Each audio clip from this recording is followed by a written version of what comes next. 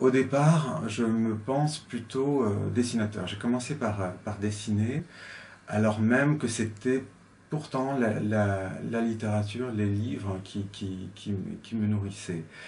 Mais je me suis jamais senti écrivain.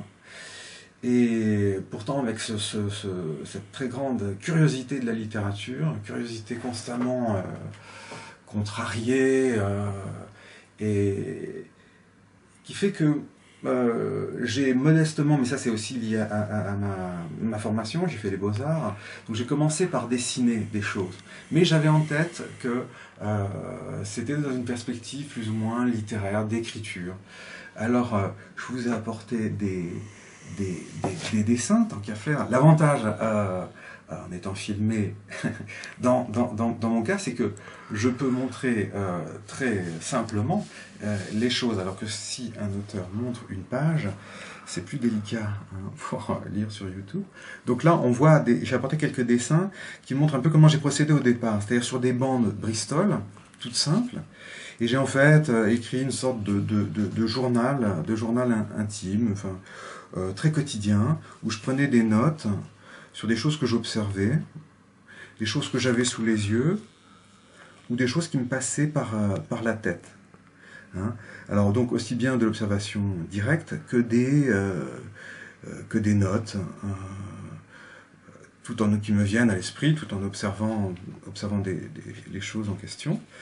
Et donc des rêveries, voilà, une rêverie qui s'installe, une rêverie qui... Mais vous voyez que hop, c'est comme une écriture, ça va de gauche à droite, et ça construit quelque chose, une narration.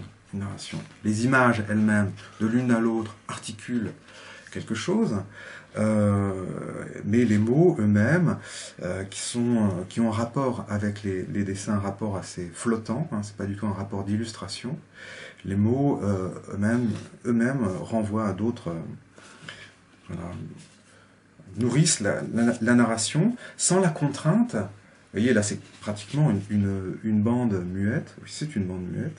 Néanmoins, il s'y passe des choses. Et il se raconte une histoire. Voilà, là, notamment, on voit un pare-brise, quelqu'un au volant. Et paf, le pare-brise explose. On ne sait pas ce qui s'est passé, mais une grosse bête a dû provoquer un accident. Et ensuite, c'est un peu funeste. Là, on a l'impression qu'on... ça, j'aime bien résumer rapidement l'existence. Je l'ai fait dans d'autres livres que vous connaissez bien, surtout à partir de J'ai tout mon temps. Essayer de raconter en trois éléments, trois cases, trois moments, une existence. Hein, trois moments forts. Voilà. Voilà ma pratique du dessin. Ce livre-ci, le dessin n'est pas tout à fait le même, parce que là, ce que je voulais dire aussi, qui est important pour moi, c'est que j'utilise évidemment le même stylo pour dessiner, pour tracer, et pour écrire des choses. Donc pour moi, le dessin se situe vraiment sur le même plan que l'écriture.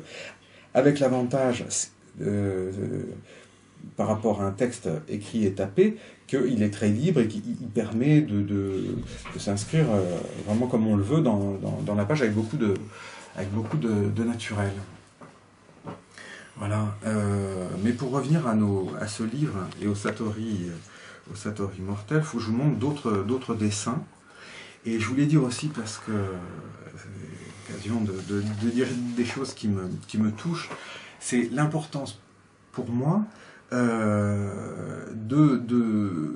d'écrire et de travailler, et donc de dessiner, en ayant un véritable carnet sous la main. Chose qu'on a perdu, c'est un contact qu'on a complètement perdu avec les ordinateurs. Le plaisir d'écrire sur du papier, de sentir l'encre, de l'entendre gratter, ça nous ramène au présent. Et donc là, on n'est pas loin du Satori, ça nous ramène à une conscience de l'instant présent. Donc on est en accord complètement, corporellement, l'esprit, la sensibilité, l'écoute, tout est en accord avec ce qui se passe, ce qu'on est en train de faire maintenant.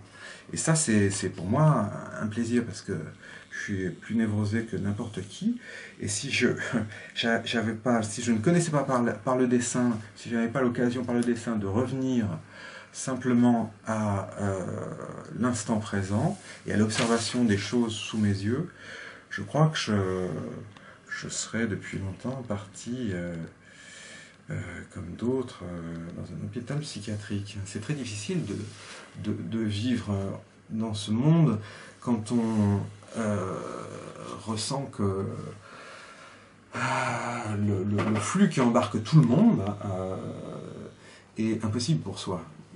Moi, j'arriverais pas, personnellement, j'arrive pas, quoi. Il faudrait surfer, si j'étais... il faudrait surfer, je suis pas capable de surfer sur... Donc, heureusement que j'ai cette pratique qui me recentre, et qui, je l'espère, aide le lecteur à se recentrer eux-mêmes. Déjà parce que je donne des choses à voir, et des choses qu'ils peuvent eux-mêmes observer, qui sont des choses très quotidiennes, et ça, c'est important. Par exemple, là, ce sont des dessins d'immeubles, des dessins que j'ai faits en me promenant autour de chez moi. Bon, j'ai ajouté un peu de noir, vous voyez la différence par rapport aux autres. Voilà, donc c'est une pratique aussi très quotidienne. Et à partir de cette masse de dessins, alors on n'y voit pas que des immeubles, Dieu merci, on y voit aussi de jolies nanas. C'est un plaisir, il ne faut pas s'en priver. Le corps de l'autre, l'approcher par le dessin et le caresser avec le trait, c'est une chose formidable. Et donc on retrouve beaucoup de corps dans ce livre. Mais voilà, au départ, ce sont des choses observées comme ça. Mais pas seulement, et ça c'est important, pas seulement les hommes, les individus, mais aussi les animaux, parce que le dessin permet d'être attentif aux choses extrêmement modestes qui sont proches de nous. Vous voyez là, une pile de tuiles, la présence des objets, voilà, les livres, ce livre-ci, cet objet-là, et ça c'est important. C'est-à-dire que mon attrait, en fait, des objets que j'aime dessiner, vraiment, depuis toujours, rejoint, je crois, mais l'attirance qu'avait Ponge pour les objets. Et pour lui, se tourner vers l'objet, c'est se détourner de l'homme, de l'univers de l'homme, et du monde bavard des hommes. Là, c'est extrêmement sain. Et c'est se tournant vers l'objet, on se tourne vers quelque chose de silencieux, qui n'a pas réellement d'histoire, et qui fait écho à un truc en nous, et voilà. Et voilà, on voit des choses très diverses, appartenant à des registres très différents, qui se mettent plus ou moins à plat sur la page. Et c'est à partir de ces dessins-là, donc, que je suis parti pour... j'en ai extrait certains, pour raconter donc ces fameux satori, ces fameux moments de bascule que nous connaissons tous, ou les circonstances qui vont favoriser le moment de suspens, quoi. Qui nous amène à quoi? Qui nous amène peut-être à l'instant présent, mais surtout qui nous permet de mettre de côté notre histoire, c'est-à-dire ce qui nous coupe du monde, quoi, ce qui nous isole les uns des autres, et qui nous isole de la présence du monde autour de nous. Qu'est-ce qui apparaît en premier, le texte ou le dessin? Je ne sais pas, en fait, je ne sais pas, ça dépend, vraiment ça dépend. Parfois c'est le dessin, son aspect un peu, parce qu'un dessin est toujours expressif, est toujours curieux, incongru, il s'agit vraiment d'une chose, on sort de l'abstraction du langage, il s'agit d'une donnée immédiate à laquelle on peut réagir facilement. Bon, car en plus mes dessins sont très, comme vous voyez, mais il faudrait que je trouve des choses un peu plus... sont très figuratifs, très lisibles. On voit de quoi il s'agit, même si là j'ai joué avec l'ombre pour parfois freiner la lisibilité du dessin et amener une part justement d'ombre, ce qui crée aussi une part ce qui crée aussi du volume, ça c'est un peu nouveau. Donc vous voyez, en dessinant ça, en dessinant cette fille, en l'occurrence mon amie, qui était allongée en train de lire sur son lit, je ne me souviens pas aujourd'hui si... non, je pense que je l'ai dessiné en fait, au départ. Je l'ai dessiné, et c'est dans la perspective du livre que j'ai ajouté ce texte, ce petit texte.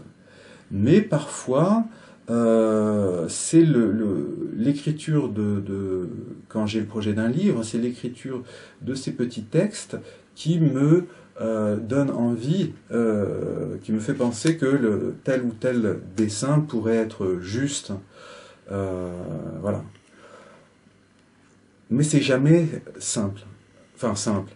Pour moi, ça l'est, mais je pourrais pas dire comment réellement ça se passe. L'un des satori les plus évidents, c'est quand on touche l'autre.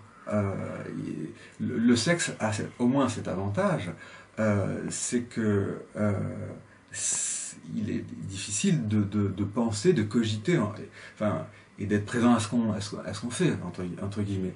Donc, la sexualité est une opportunité fabuleuse pour justement vivre pleinement l'instant présent. Et le dessinateur, enfin moi j'y suis particulièrement sensible aux formes. C'est vrai que j'ai un plaisir fou à dessiner des corps qui s'enlacent, à dessiner des nus. Et voilà, hein, c'est un vrai plaisir. Je fais pas beaucoup de trames, vous voyez. J'ai vu l'exposition Dürer, là il y a des trames magnifiques qui affinent le volume des corps en 3 dimensions. Moi j'utilise rarement les trames, mais des dessinateurs actuels, enfin des dessinateurs de bande dessinée qui sont un petit peu plus affranchis que d'autres de la bande dessinée stricto sensus, disent leur plaisir de s'attarder quand ils dessinent une fille nue avec les ombres, parce que c'est une forme de masturbation. C'est-à-dire que on dessine une fesse, on dessine une ombre, on polit, on reprend le volume, donc on le caresse. Le dessinateur touche ça, je crois. Hein. Et le vide, moi en tant que dessinateur, et on le voit bien dans ce livre, le vide occupe une grande place. Je ne charge pas la page, au contraire. Le vide, c'est l'arrière-plan de tout ce qui se joue dans notre vie.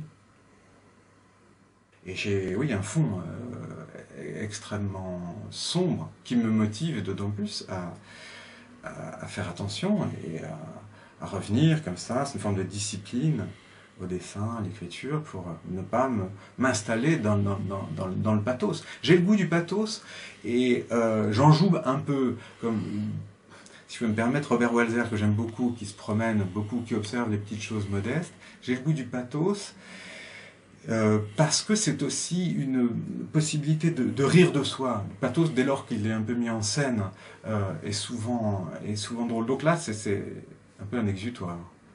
Il y a une dimension catharsique des dessins. J'essaie de rire de ce qui me plombe parfois par ailleurs.